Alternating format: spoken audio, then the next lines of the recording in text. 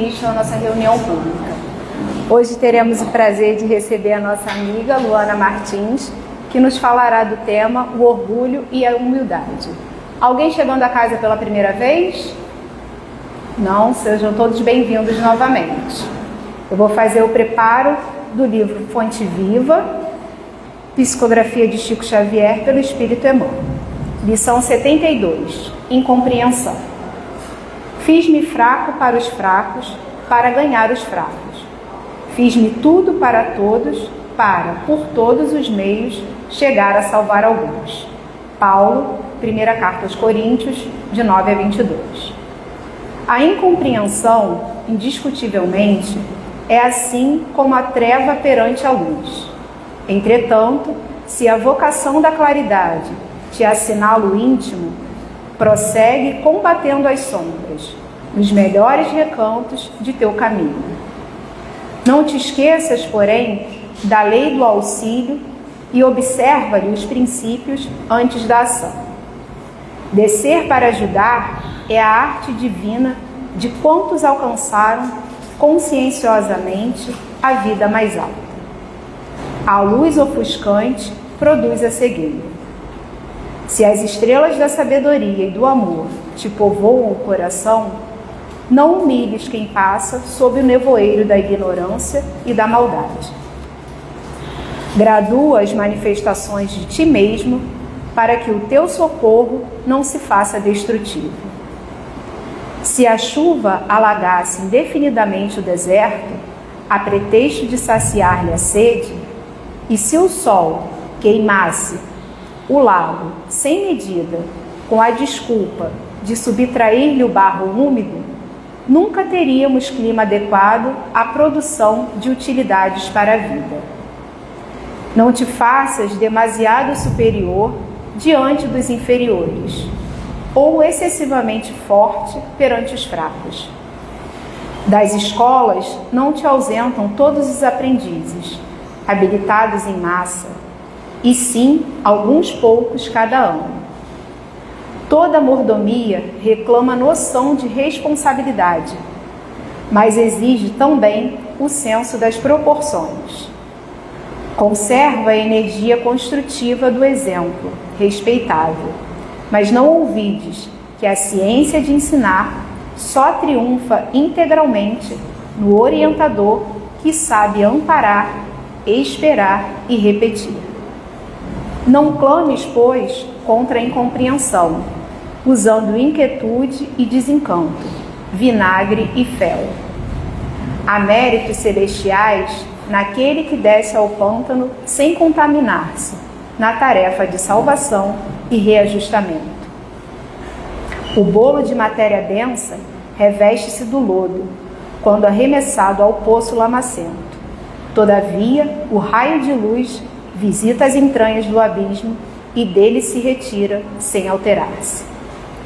Que seria de nós se Jesus não houvesse apagado a própria claridade, fazendo-se a semelhança de nossa fraqueza, para que lhe testemunhássemos a missão redentora? Aprendamos com ele a descer, auxiliando sem prejuízo de nós mesmos.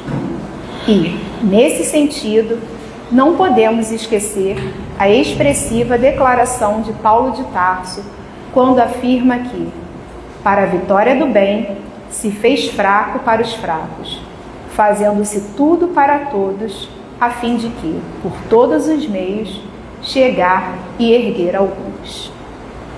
Então, depois desse preparo, eu convido aqueles que se sentirem à vontade a fechar seus olhos, a se conectarem nesse momento com a espiritualidade dessa casa, que preparou esse ambiente com tanto carinho para cada um de nós que aqui chega, com as suas aflições, com as suas questões, com tudo aquilo que povoa o nosso pensamento, que nos perturba, que possamos nessa noite, Senhor, nos conectarmos com o alto, nos conectarmos com essa essência divina que habita em cada coração aqui presente.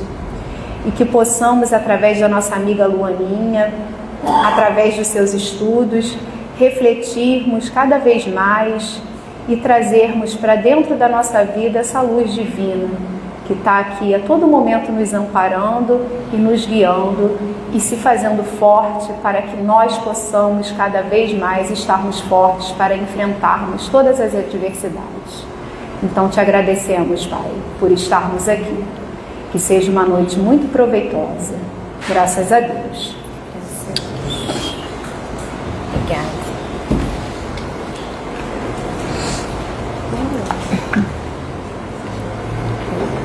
Boa noite a todos. Então eu me encarreguei desse tema aqui, que é um tema que me atravessa bastante, o orgulho e a humildade, que está lá no capítulo do Evangelho segundo o Espiritismo, né, no capítulo 7, dos bem-aventurados os pobres de espírito. E esse capítulo é muito interessante para a gente, porque essa primeira... Essa primeira frase, assim, né, nos chama a atenção quando ele diz pobres de espírito. E aí Kardec, então, coloca, né, o que se deve entender por isso, por pobres de espírito. É algo estranho às vezes de pensar, porque parece que esse sentido que a gente atribui ao pobre parece de uma falta, né? Então falta em espírito fica algo estranho. Mas aí é assim que está lá, né? Em Mateus capítulo 5, versículo 3, extraído no Evangelho. Bem-aventurados os pobres de espírito, pois que deles é o reino dos céus. E aí, diante disso, Kardec, logo abaixo, ele explica, né, o que é essa expressão pobre de espírito quer dizer. Dizendo que o reino dos céus é dos simples, quis Jesus significar que a ninguém é concedida entrada nesse reino sem a simplicidade de coração e humildade de espírito, que o ignorante possuidor dessas qualidades será preferido ao sábio que mais crê em si do que em Deus. Então, por pobres de espíritos, né, há uma menção aos simples, e que por serem simples são ricos em qualidades morais. É assim que está lá no Evangelho com a explicação do Kardec. Isso faz todo sentido quando a gente pensa na simplicidade, porque a simplicidade ela é expansiva, né? A simplicidade ela é compreensiva, ela não julga, ela não disputa, ela não se encaixa assim nos enquadres, nas normas. Um exemplo disso é Deus.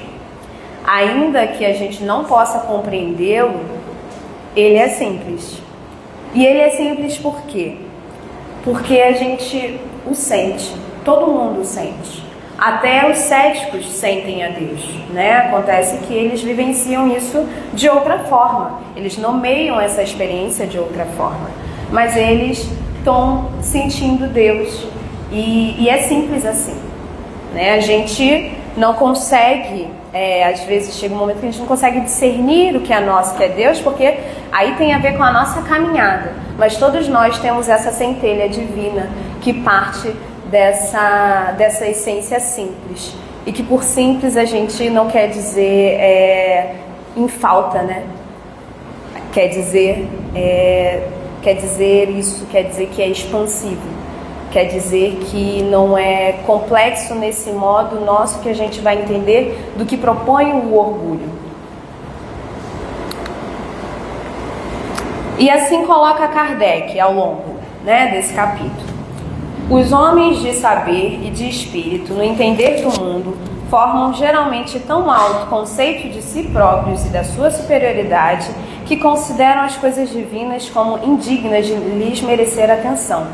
Concentrando sobre si mesmos os seus olhares, eles não os podem elevar até Deus. E aí, quando a gente lê isso, a gente geralmente pensa em quem? A gente pensa nos orgulhosos mais manifestos, né? A gente pensa nos ateus, a gente pensa nos céticos. Só que tem uma coisa, e de fato, assim, ao longo dessa mensagem, o Kardec ele vai se direcionar a essas pessoas. Mas pensando cá, quantas vezes também a gente não toma essa posição? né, em que a gente forma conceitos sobre nós próprios e muitas vezes até inconscientemente a gente acredita numa suposta superioridade nossa. E quando é que isso aparece, né? Quando a gente, por vezes, esquece e negligencia que Deus, né, justiça maior, amor sublime, Ele coordena perfeitamente a tudo e todos. Então, o que são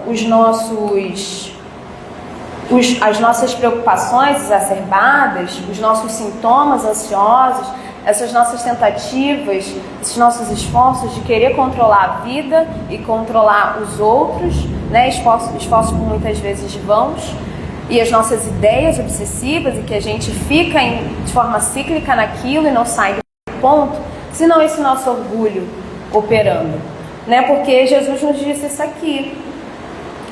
Quem se recorda? Que Ele fala: não vos inquieteis, pois, dizendo que comeremos, ou que beberemos, ou de que nos vestiremos, como fazem os pagãos, que andam à procura de todas essas coisas, porque vosso Pai sabe que tendes necessidade delas. Buscai primeiramente o reino de Deus e a sua justiça, que todas essas coisas vos serão dadas de acréscimo.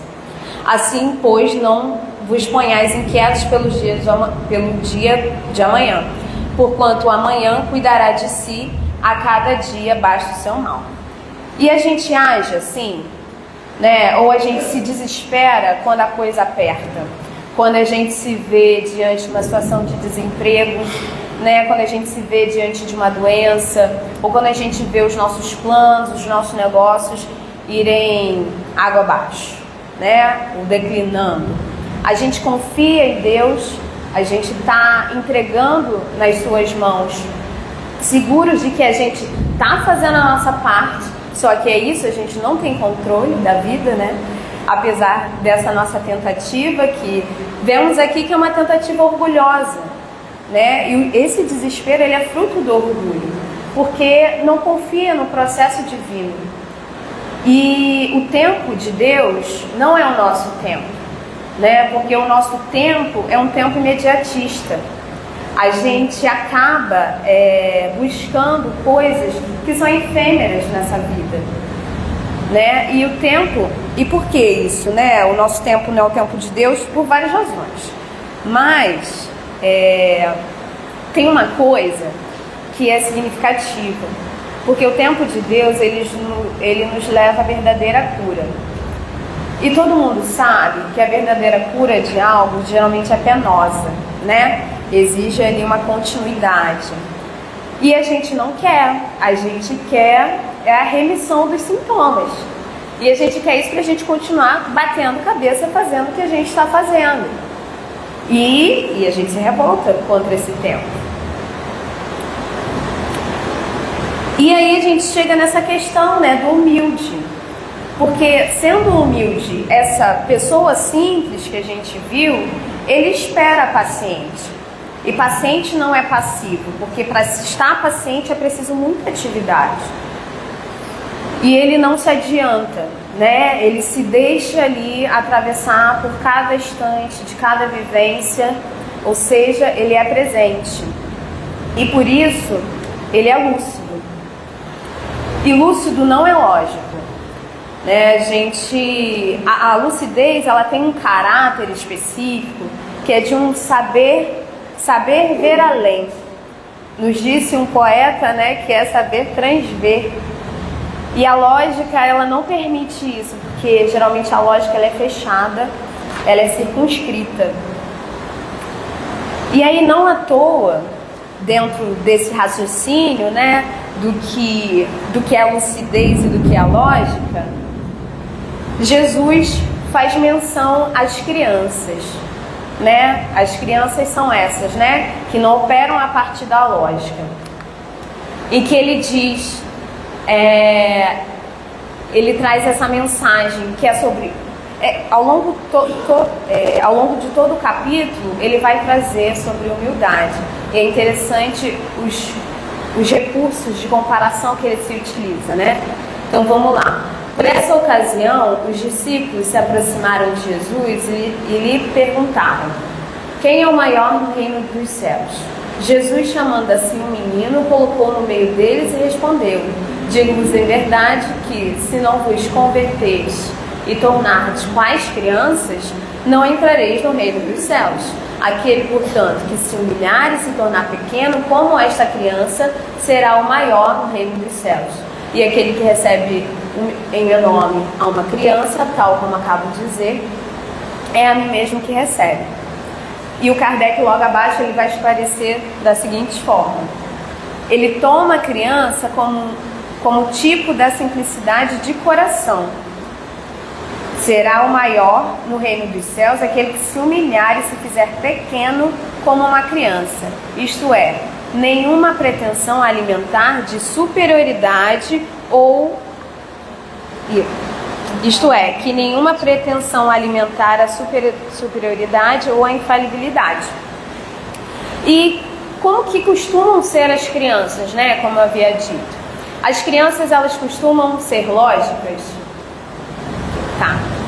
Elas vão compreender o mundo de uma forma lógica? Acho que a tela está te chamando. E aí, eu coloco esse vídeo que eu acho que ele pode responder as nossas perguntas. Deixa eu ver se ele vai assim. Não, Carol, dá o play. Tem que aumentar. Não sei se você já viu. Bota no início. Aí. Deixa eu ver se ele tem.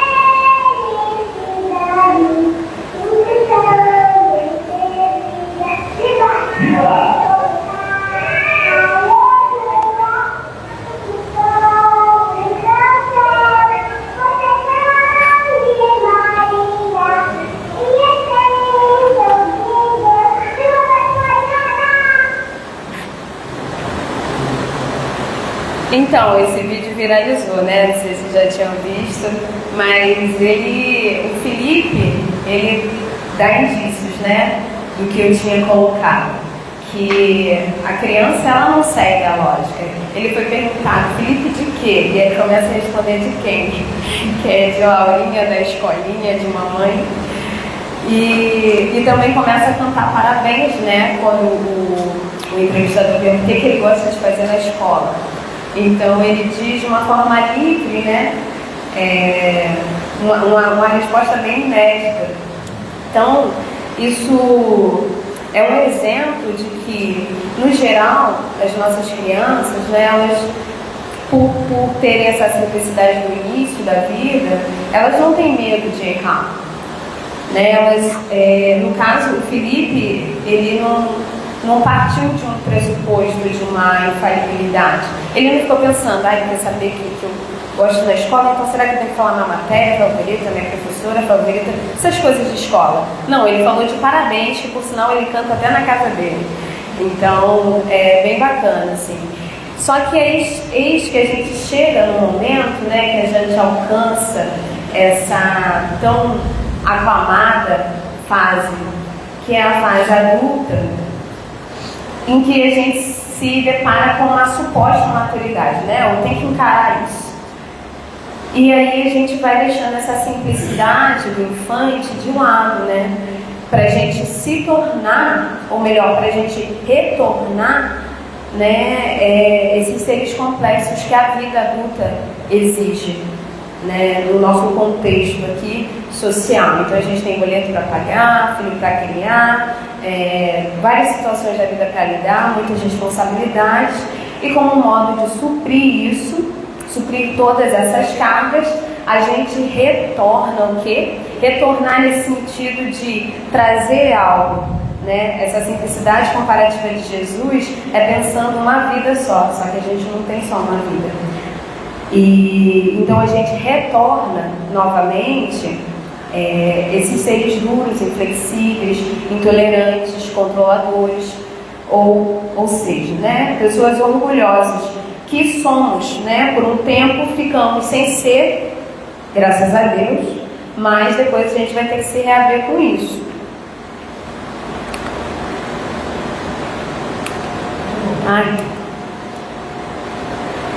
E aí, lá ao longo desse capítulo, o bispo de Argel, Adolfo, ele traz uma reflexão sobre o orgulho muito interessante, que a gente pode desenvolver, em que diz: o orgulho, acho que está um pouco, talvez ruim de ler, o orgulho é a catarata que lhes tolda a visão, de que vale apresentar a luz ao cego, necessário é que antes se lhe destrua a causa do mal. Daí vem que médico hábil, Deus primeiramente corrige o orgulho. Ele não deixa ao abandono aqueles de seus filhos que se acham perdidos, porquanto sabe que cedo ou tarde os olhos se lhes abrirão, quer porém que isso se dê de modo próprio.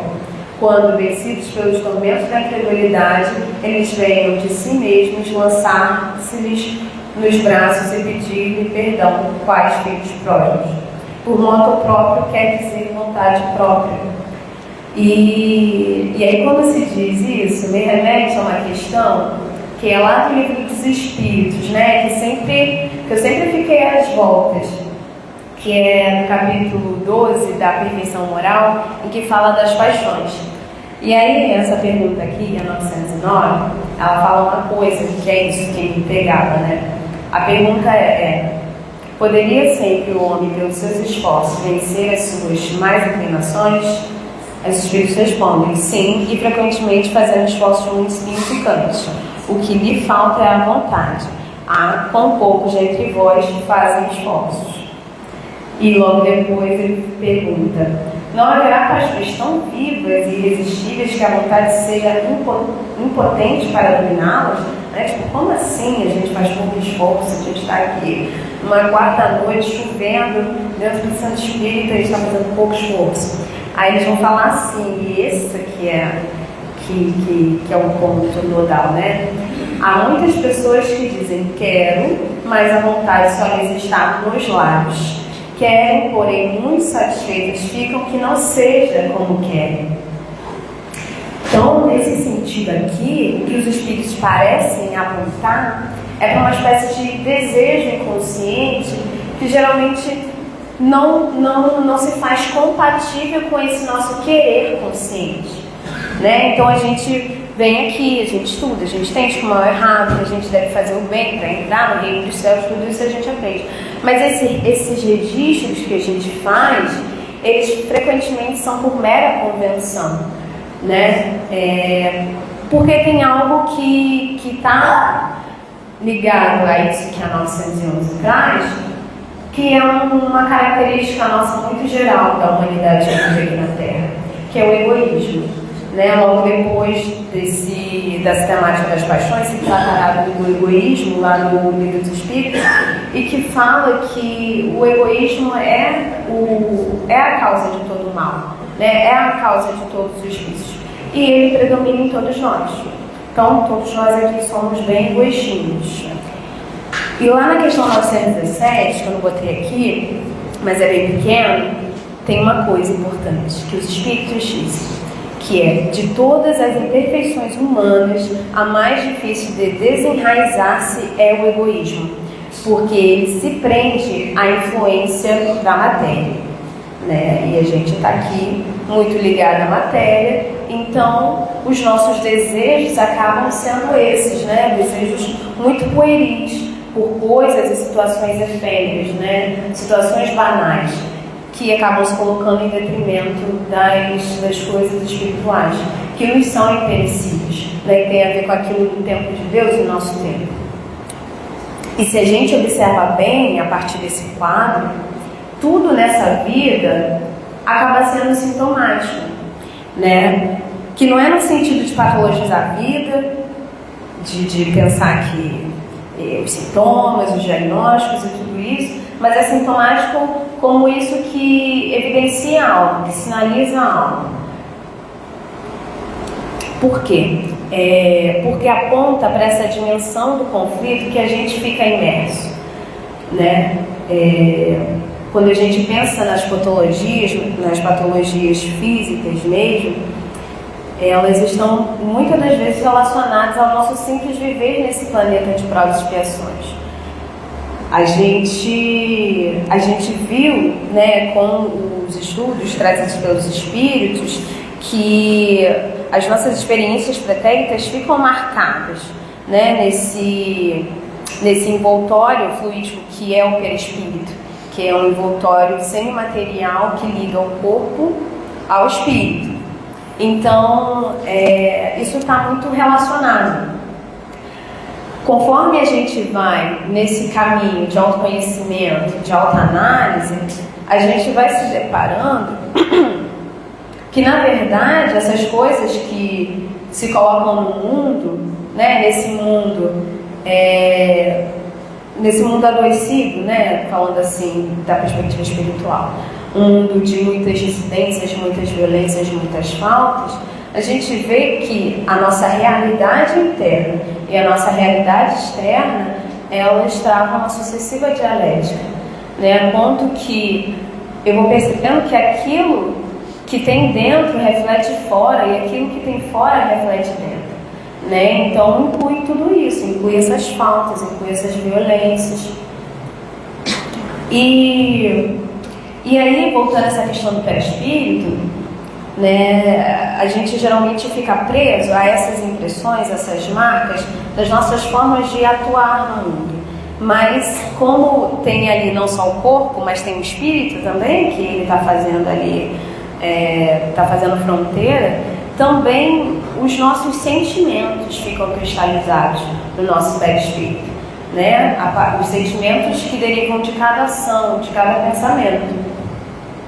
E é aí que a gente entra num ponto importante, fundamental para entender esse capítulo, que é também conectando ele com o capítulo seguinte, que é o capítulo que fala da pureza de coração, capítulo 8. Jesus fala: bem-aventurados aqueles que têm puro coração. E, não coincidentemente, ele novamente utiliza as crianças como exemplo, né, dessa pureza. Ele diz: deixai que venham a mim as criancinhas e não as impeçais, porquanto o reino dos céus é para os que se lhes assemelham. Digo-vos em verdade que aquele que não recebeu o reino de Deus como uma criança, nele não entrará. E aí abaixo Kardec coloca: a pureza do coração é inseparável da simplicidade da humildade, exclui toda a ideia de egoísmo e de orgulho. Então, o tempo todo, quando ele está falando das crianças, ele fala dessa simplicidade, né? Essa simplicidade que tem a ver com o ser humilde. E a impossibilidade de estar paralela, né, a qualquer ideia de egoísmo e orgulho. E mais adiante, né, a gente guarda isso aqui, o que Jesus orienta sobre a pureza do coração. E a gente presta atenção no que vem mais adiante, que é Jesus censurando a hipocrisia, né? Jesus fez isso muitas vezes ao longo do seu percurso, mas aqui está um exemplo disso. Quando ele fala do pecado por pensamento, o adultério. Aprendestes que foi dito aos antigos: não cometereis adultério.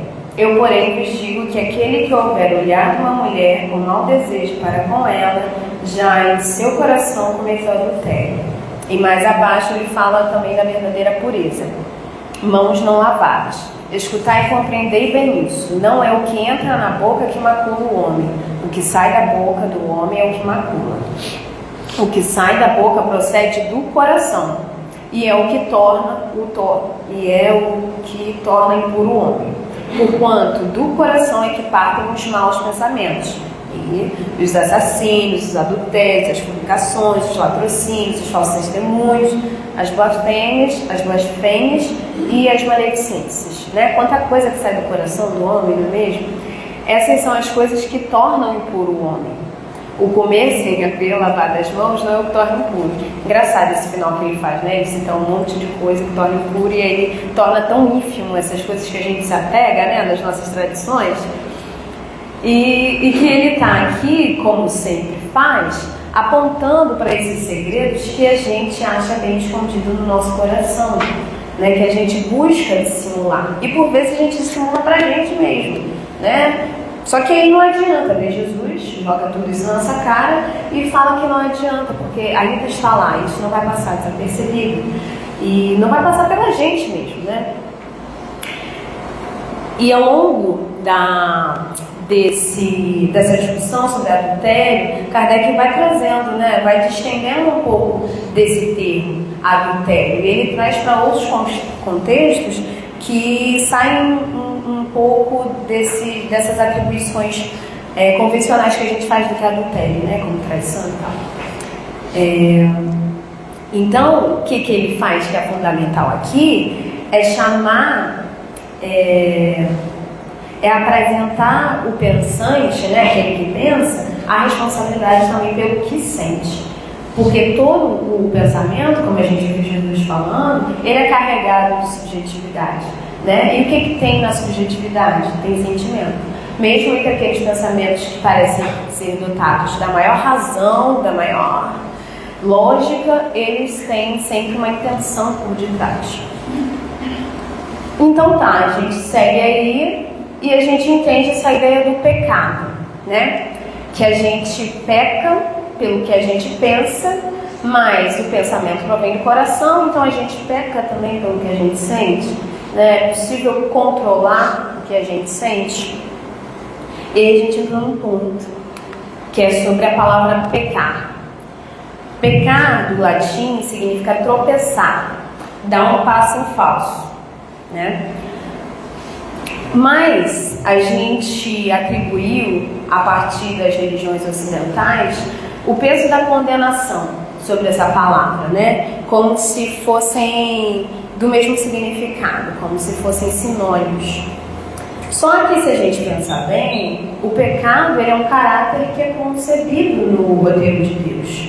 Porque se assim não fosse, ele não ia fazer a gente simples e ignorantes, lá no princípio, para seguir essa estrada evolutiva, né? E que, então, se a gente sempre tem algo a aprender, a gente vai sempre ter algo a errar. E isso é tão simples de entender, porque a gente, quando pensa nas crianças, a gente consegue ter um mínimo de às vezes, né, paciência, entender que ela está no processo dela, né? Então, que isso faz parte para ela, enfim, chegar um momento que aquilo vai ser elaborado, vai ser de fato compreendido.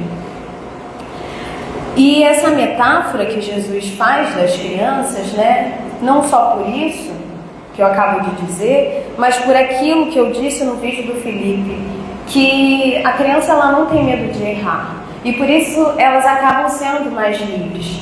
Só que aí chega a gente, já adulto, frustrados, né, porque isso vem de forma cíclica pelas gerações, e aí a gente tolda essas crianças, a gente corta as suas asinhas. Porque diante do modo desinibido, né, que elas por vezes expressam as suas emoções, seus sentimentos, portanto as suas verdades, a gente não sabe muito como receber aquilo, né? Porque a gente tem as nossas dificuldades ali também de lidar com aquilo na gente. E a gente acaba recebendo por repreensão, que é a forma que a gente lida também com os nossos sentimentos. A gente desestimula as expressões dessas crianças, né? E acaba desencorajando-as pelo medo. E o que acontece? A gente favorece a instalação da culpa. Isso que a gente geralmente carrega com a gente. E que então também a gente vai fazer com Deus, né? A gente vai construir essa relação projetiva com Deus, agora nós na figura de filhos, imaginando Ele a nossa imagem e semelhança. Então a gente criticou os pagãos, né, que como divertidamente criavam um Deus para cada coisa, um Deus para cada emoção. Depois a gente criticou a igreja, porque a igreja, no seu no seu poder absoluto, criou também um Deus absoluto, né, para si, e um Deus tirânico. E aqui a gente está espírita. A gente está espírita, mas como antigos pagãos, como antigos católicos, ainda dá seguimento, né, a essa imagem projetiva de Deus. Porque a gente tem que pensar bem de como a gente entende a justiça divina, né? Como que a gente entende a lógica da reencarnação. A gente parte de um pressuposto que é uma lógica que é punitivista, quando a gente fala até de causa e efeito, né? Então, se a gente entende, não, essa lógica é justa, ela não é punitivista. A gente vem para aprender. E por que a gente age contra a gente e contra os outros a partir dessa lógica punitivista? Né? Como eu disse, por exemplo, com as crianças. Mas como eu digo, por exemplo, no dia a dia, né? Com os erros dos outros. Ou, pior, com os nossos erros. Porque se é dado à criança experienciar as situações da vida, experienciar o mundo, para que então, a partir disso, ela possa agir nele com conhecimento de causa, né? Criar um conhecimento a partir das suas impressões, das suas afetações naquele agir. Deus, que é como uma figura materna, uma figura paterna, ele vai nos possibilitar o mesmo, né? E de forma ainda perfeita, que a nossa forma não é nada perfeita. Mas a gente, como crianças espirituais, ainda ignorantes da lei, né, por conta disso que foi dito, dessa prevalência egóica, a gente quer que os nossos desejos eles sejam prontamente satisfeitos. E aí, quando eles não são, o que acontece? A gente se sente injustiçado, a gente se sente vitimado, e aí a gente acaba se regozijando na nossa própria narrativa de dor, né? Essa mulher aqui, a Ana Carto. E quando a gente pensa no apego, né? Apego à dor, tem dentro dessa palavra uma outra, que é o ego. A gente se sente o pior dos seres, né? O mais lesado, mas a gente não percebe que isso é uma postura egóica. Que essa é uma postura também movida pelo orgulho. Eu ia falar egoísmo, eu ia falar orgulho. Então o que a gente faz? Aí como criança também, que aí a gente se permite ser criança, né? A gente faz birra. A Lu falou isso uma vez, não. Diante disso, a gente está aqui, a gente tem os nossos avanços intelectuais. A gente já compreende um monte de coisa, como foi dito. Né? Só que o que a observação nos mostra? Que a razão ela não foi suficiente para travar essa ação desenfreada das nossas paixões. Muito pelo contrário, né? Na história a gente vê que a gente se valeu dessa razão para oprimir, para dominar, para legalizar a tirania. Só que aí veio Jesus, Calan capítulo 8, nos mostrou o verdadeiro caminho. Que qual é? É o caminho do sentimento. Porém, esse caminho deve estar livre, tem que estar puro dos interesses egoístas. E aí que mora a questão. Como que a gente trilha esse caminho estreito, né? A porta estreita que fala, em que se por um lado existe essa minha postura que decidiu que não quer mais seguir esse caminho e que quer se desprender das paixões egoístas, por outro, né, ainda há esse comprazimento mediante esses vícios morais. A gente fica numa sinuca de bico, né? A gente fica num impasse. E aí, diante desse impasse, a gente se debate num conflito incessante entre o bem e o mal, como esse cara aqui, ó, sabe? A gente fica atordoado. E isso tudo a partir do que a gente aprende em vida. Né? E isso que a gente aprende em vida, desses conceitos, esses conceitos lógicos, conceitos fechados, eles servem mais para desenvolver uma culpa paralisante, aquela culpa, né, que a gente também passa para os nossos, do que operar efetivamente na destruição do egoísmo. E aí a gente utiliza desse pensamento racional, de um pensamento que é maniqueísta, né, ou isso ou aquilo, e a gente não atribui valor ao que a gente está sentindo diante de cada situação, que foi justamente ao que Jesus apontou, ao sentimento. E quando nos chega um pensamento ruim, de imediato a gente exorta esse pensamento, a gente joga para longe como se isso fosse fazer, que ele não fosse ser nosso, ou a gente logo pensa, influência, nada a ver, nem deve ser meu. E o que eu falo aqui, não se trata de alimentar um pensamento ruim, né? Do tipo, enfim, nutrir aqui. Mas de perceber, de compreender, de assumir para si, né? Jesus falou, o pensamento ele parte do coração. Então, como que nos chega um pensamento e a gente quer fingir que ele não existe? A gente está ignorando o que a gente sente? Então, a gente está seguindo as orientações de Jesus? E aí, a questão que eu chego, né, pensando isso, pensando nessa encruzilhada, né, entre os desejos, os quereres, é que Deus nos chama a responsabilidade sobre eles, sobre os nossos desejos. E isso sim vai exigir uma vontade própria, aquela vontade que estava lá na mensagem. E que não é uma vontade que vai vir nesse sentido condenatório, né, mas que vai vir no sentido educativo e acolhedor.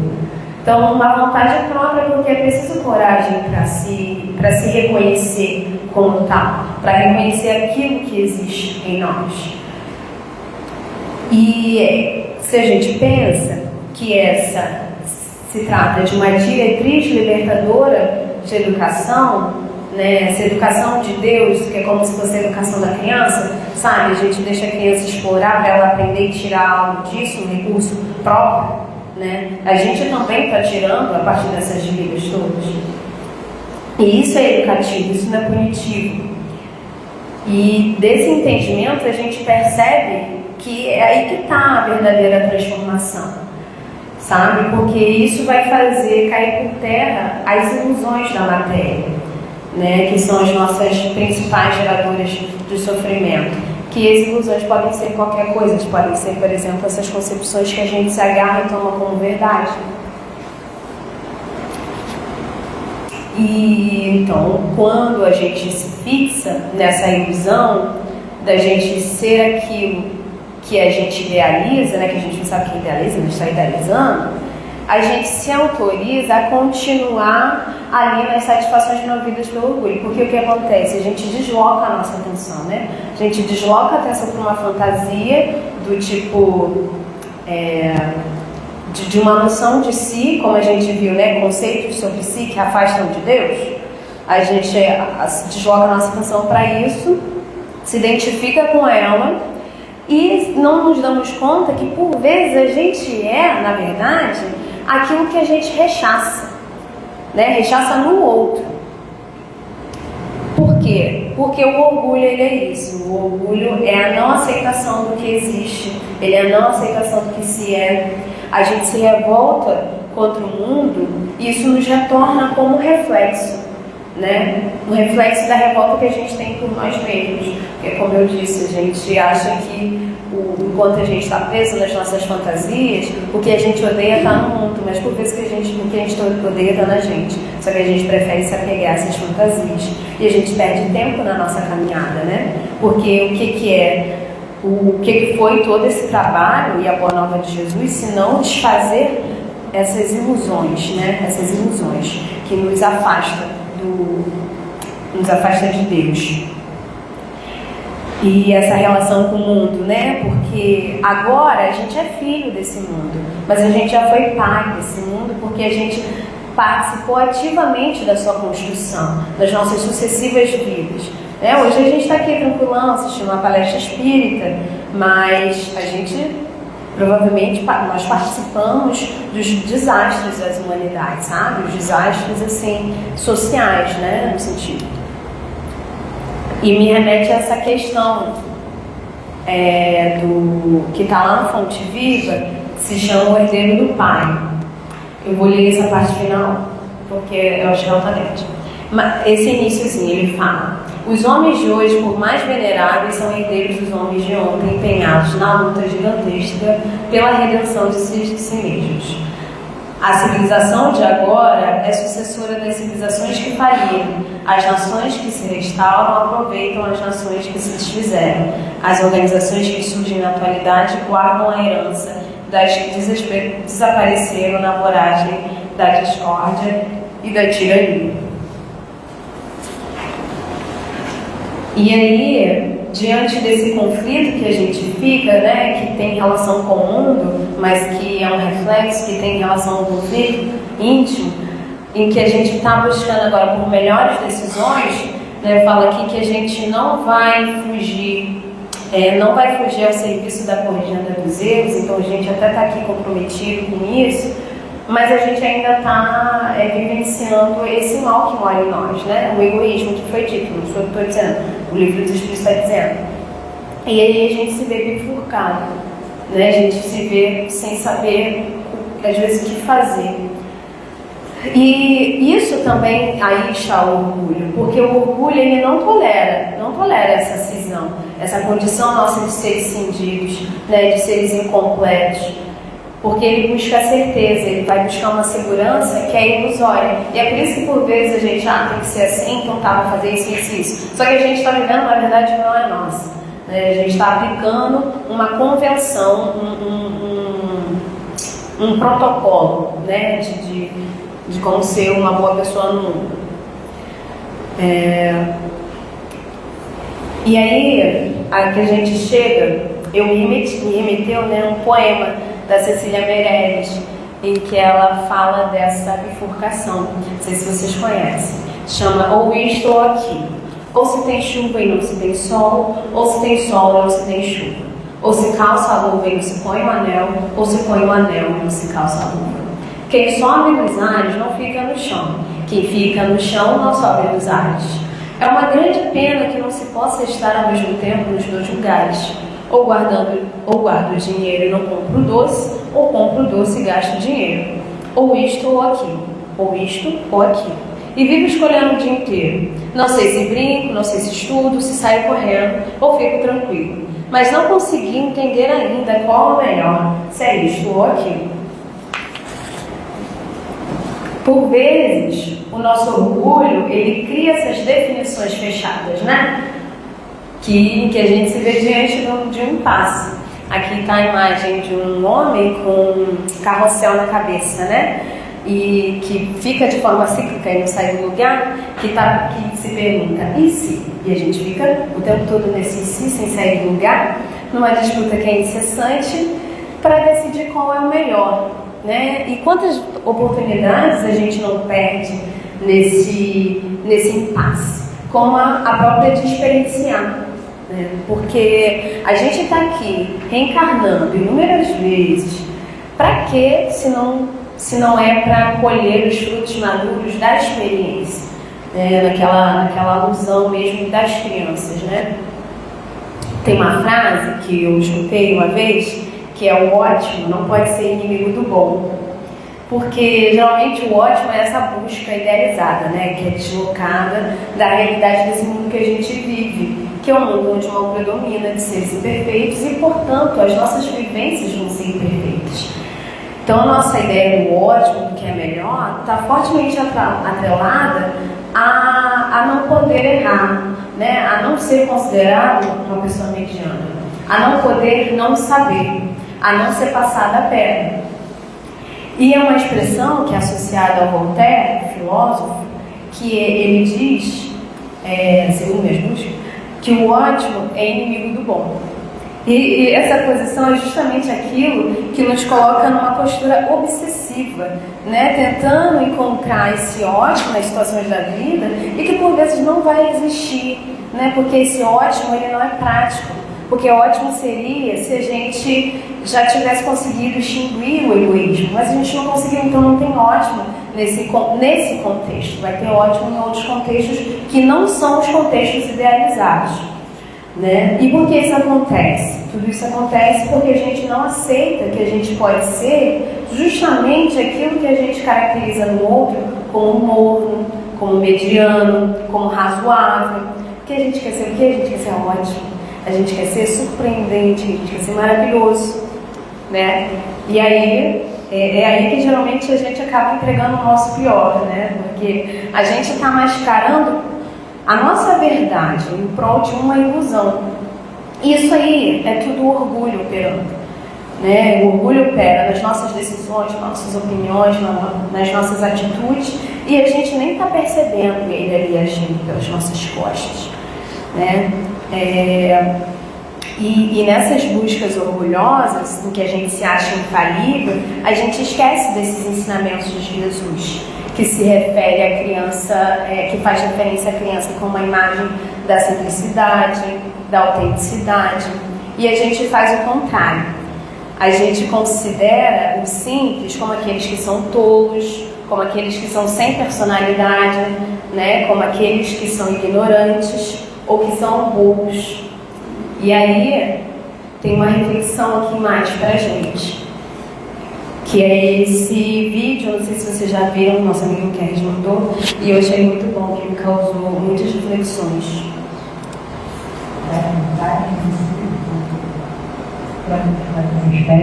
De 1970. O povo não se ocupar com lições de entender o prazer, ouvir e tocar o mundo. O povo é capaz de ficar sentado quase sem se mexer por 2 horas. Se perguntar por que não faz alguma coisa, responde: estou fazendo, eu estou pensando.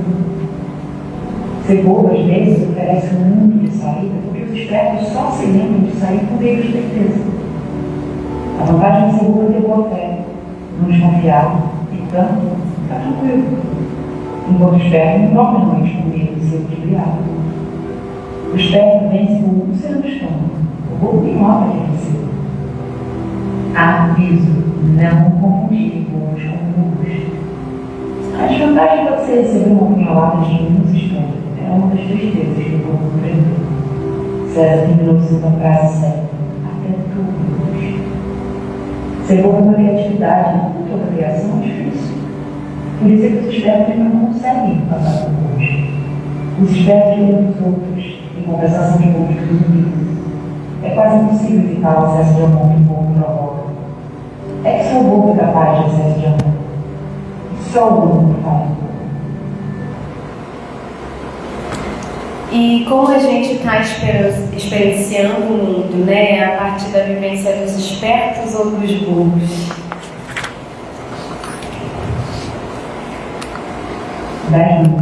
E o que me remete, vai me remetendo as coisas, né? Me remete a mais um poema, que é do Manuel de Barros, que foi retirado do Livro das Ignorâncias. Tem tudo a ver com o que a gente tem refletido aqui. Se chama Uma Didática da Invenção. O rio que fazia uma volta atrás da nossa casa era a imagem de um vidro mole que fazia uma volta atrás de casa. Passou um homem depois e disse: essa volta que o rio faz por trás da sua casa se chama enseada. Não era mais a imagem de uma cobra de vidro que fazia uma volta atrás da casa. Era uma enseada. Acho que o nome empobreceu a imagem. E isso tem tudo a ver com o orgulhoso, né? Que o orgulhoso, ele quer secar a verdade. Ele crê que a sua verdade é aquela que vai mais se aproximar do absoluto. Então ele busca formular ali o melhor argumento, ele busca selecionar as melhores palavras, ter esse maior tempo para dizer do seu conhecimento. Então ele não tem o quê? Ouvido de ouvir, né? Porque ele escuta já querendo corrigir, ou querendo criticar, ou querendo contra-argumentar. Quando chega um diferente para esse orgulhoso, né? Diferente, claro, das suas concepções de certo, belo e adequado, ele é digno de críticas e de julgamentos, porque essa concepção diferente, né, eles não se afastam, né, se afasta dessa verdade do orgulhoso, que é aquela absoluta. Então, no máximo, esse orgulhoso, ele até reconhece assim, que tem uns errinhos, mas no máximo ele vai precisar de uns reparos, sabe, porque é até passível de erro, mas é também passível de maior benevolência, né? Porque ele se acha então mais desculpável por deter essas verdades. E terão momentos em que a gente vai se ver em xeque, terão momentos em que a gente vai ver essas nossas verdades colocadas em xeque, né? Então vão ser várias as situações, mas às vezes é uma pessoa que aparece pra gente e que nos, sabe, que nos toca, nos afeta, nos incomoda de tal modo que faz tremer as nossas certezas. Ou então uma situação no trabalho que acontece e que faz com que a gente tenha uma decepção, né, acerca de uma crença pessoal. Então a gente se apega a essas verdades e às vezes elas são colocadas em xeque. E aí como que a gente age? Né? A gente finca o pé e defende, a gente busca refletir, a gente foge da situação, busca outra coisa, ou a gente se coloca para ouvir o outro com a intenção também de retrucar, né? Ou a gente se coloca para realmente ouvi-lo. E essa questão de ouvir é muito interessante para se pensar a humildade. Rubem Alves, ele diz que aprender a ouvir é fundamental para aprender a amar. Como é que eu posso conhecer a intimidade do outro, a verdade de quem ele é, se não paro de tagarelar? O ato de ouvir exige humildade. Implica admitir que o outro pode me mostrar algo novo. De fato, né? E a humildade, ela começa por esses passos simples, né? Começa ali a gente conseguindo enxergar o outro na sua singularidade e respeitar isso.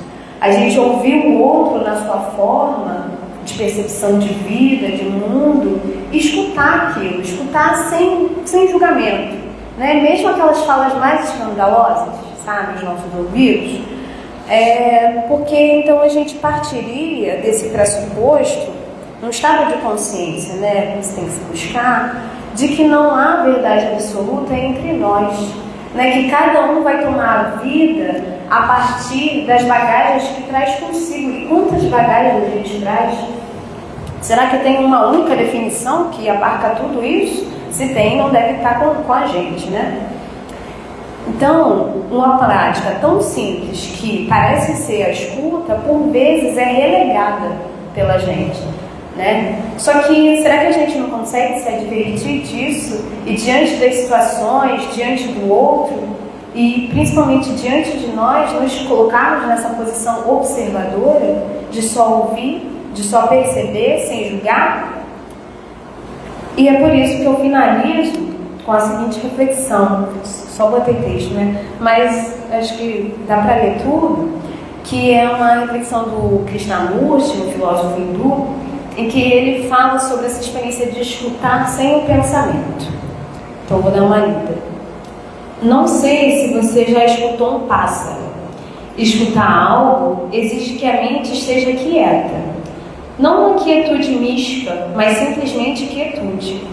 Eu estou lhe dizendo algo e para me escutar você tem de estar quieto. Não ter uma profusão de ideias zumbindo na sua mente. Quando você olha uma flor, você olha para ela, mas não a nomeia, nem a classifica, nem diz que ela pertence a determinada espécie. Quando você faz essas coisas, você deixa de olhar para a flor. Por isso, escutar é uma das coisas mais difíceis. Escutar o comunista, o socialista, o progressista, o capitalista, qualquer pessoa, sua esposa, seus filhos, seu vizinho, o motorista de ônibus, o passarinho, apenas escutar. Só quando você escuta sem a ideia ou o pensamento, você está diretamente em contato. E dessa maneira vai entender se o que está sendo dito é verdadeiro ou falso. Você não tem que discutir. Então, escutar assim é ter ouvido de ouvir, é ter lucidez, né? Não é ter certeza. Como será então que a gente está escutando Deus em nós? Como a gente está escutando os nossos sentimentos? Como a gente está escutando os sentimentos dos outros? Né? É com julgamento? É com condenações? Quando a gente diz preferir ter paz do que ter razão, a gente realmente está optando pela paz dos pensamentos e a gente está escutando o outro na sua posição contrária, ou a gente está traçando uma briga imaginária, né, interna com ele, pensando que por a gente não discutir, né, não discutir no diálogo, a gente está de fato vivenciando a paz. Então, fica aqui isso, que a paz é para os humildes. E entre os humildes não há nenhum tipo de disputa pela razão, nem mesmo em pensamento. É isso, boa noite.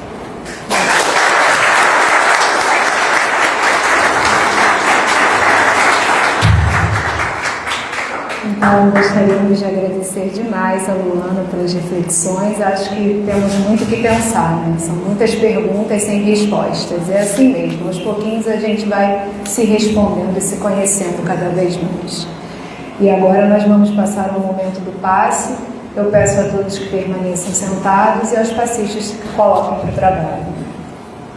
Desliga para mim, tá show, por favor. É que eu não sei onde está. Onde está o controle? Oi? Onde está o controle?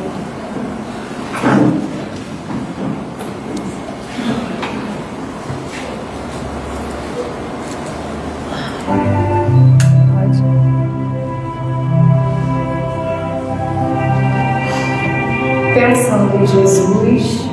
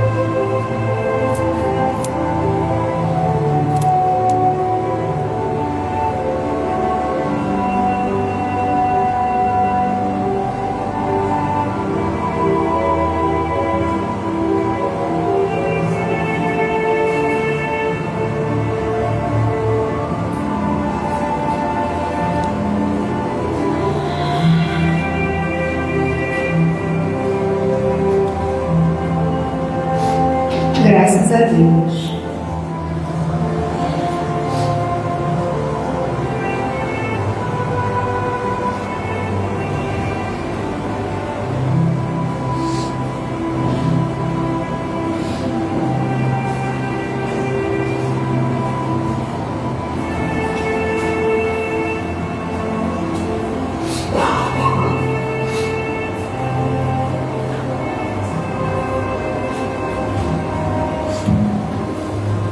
Amado Mestre Jesus, segura na nossa mão, assim como o Pai faz com o Filho, e nos encoraja a sermos quem realmente somos, a termos coragem de olhar para dentro e identificarmos em nós onde está o nosso orgulho, que sejamos humildes para essa mudança que o Senhor nos exige, pois só assim alcançaremos o progresso. Que o Senhor esteja conosco dentro dos nossos corações, passando por todas as tribulações que precisamos passar, Senhor, que tenhamos fé da Tua presença em nossas vidas. Gostaríamos de agradecer imensamente a Luaninha por todas as reflexões na noite de hoje, que o Senhor continue conduzindo ela nesse caminho.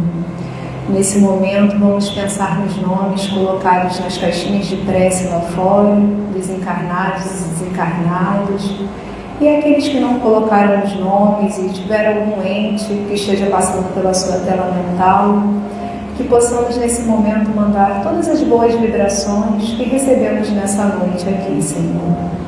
Nos ajude, nos guia e que sejamos mansos e humildes. E assim como a Luaninha disse, que sejamos bobos, mas bobos com corações puros, aquele bobo que busca o melhor, Senhor, que não se deixe enganar. E que somos, Senhor, centelha divina, e por isso a nossa luz brilha por onde quer que nós estejamos. Que assim seja, graças a Deus.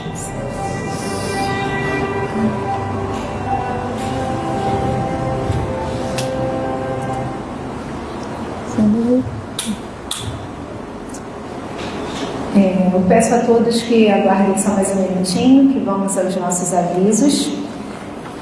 Esse mês vamos começar pelos avisos especiais. Dia 23, nós teremos uma palestra estendida, que será das 19h30 às 9h, com o palestrante Guilherme Creme, com o tema Providência Divina. Então, estão todos convidados. No dia 25, nós teremos um saldão, do nosso brechó? O feirão, de 9 às 13 horas. Qualquer peça do nosso brechó a R$2. Dia 27, nós teremos o nosso primeiro evento do ano, que será o nosso almoço solidário, G-Bem é Massa. Estão todos convidados a virem confraternizar conosco, passar uma tarde agradável aqui na nossa casa, é sempre muito legal. Então, mais um pouquinho para frente, nós daremos maiores informações de como vai funcionar o convite. Para quem já está acostumado, a gente ali na cantina vende um convitinho individual e muito bacana. Convido a todos a virem. Vamos para os nossos informativos de toda semana. Nossa cesta básica, ela conta com a colaboração de todos nós. Então, são os itens básicos: arroz, feijão, macarrão, fubá, café, açúcar. A gente sabe que está tudo muito caro no mercado, mas se cada um puder contribuir com 1 quilo, a gente consegue montar a nossa cesta e ajudar os nossos assistidos de todos os domingos. Nossa livraria, biblioteca e cantina, elas funcionam 30 minutos antes e 30 minutos após as palestras. Eu convido a todos. Temos lanches muito gostosos na cantinas, livrinhos na feirinha lá da nossa livraria. Quem quiser também fazer alguma encomenda, fiquem à vontade. O nosso brechó também funciona agora às quartas-feiras, antes da palestra. Ele fica aberto das 17h30 até as 19h20. E quem tiver item em bom estado que possa trazer para doar, roupa, calçado, brinquedo, enxoval, é tudo muito bem-vindo. Nós também fazemos um trabalho com as gestantes aqui na casa, onde elas recebem um acompanhamento durante a gestação e depois recebem um kit. Então, aqueles que puderem doar fraldas tamanho M, também agradecemos. Temos a nossa evangelioterapia, que acontece online, e temos presencial na casa sempre antes da palestra. Então, aqueles que conseguem chegar aqui um pouquinho antes da palestra, acontece 1 hora antes, participem, é muito legal, a gente conversa sobre o Evangelho, faz uma troca, como diz o nome, é uma evangelioterapia mesmo. Todo mundo participa e é uma troca muito gratificante. E nós também convidamos todos aqueles que podem contribuir com a nossa casa financeiramente, que o façam, porque nós pagamos conta de luz, pagamos conta de água, temos despesas e nós somos os mantenedores dessa casa. Cada um que aqui vem tem esse papel, de manter a nossa casa com um banheiro com papel higiênico, a luz acesa, a internet funcionando. O governo não dá auxílio nenhum aqui, não tem nada, somos nós aqui auxiliando. Então, qualquer quantia é sempre muito bem-vinda. E aqueles que gostam de animais também, temos uns gatinhos fofinhos aí. Quem quiser adotar, também fique à vontade. É isso, meus amigos, muito obrigada pela noite de hoje. E desculpa, gente, perdão. Temos o sorteio do livro, Luaninha vai falar 3 números, está na perna direita na cadeira, tá? É 23. 23. Ah, mentira, marmelada. Vai. 9. Ih, marmelada Só desse 2 lado. vezes. É 89. 89. Não, tava acertando direitinho. Não. É 53. 53. Gente, olha, o negócio tá tenso pra vocês, hein? A chuva até parou. Uma boa noite, gente. Bom retorno.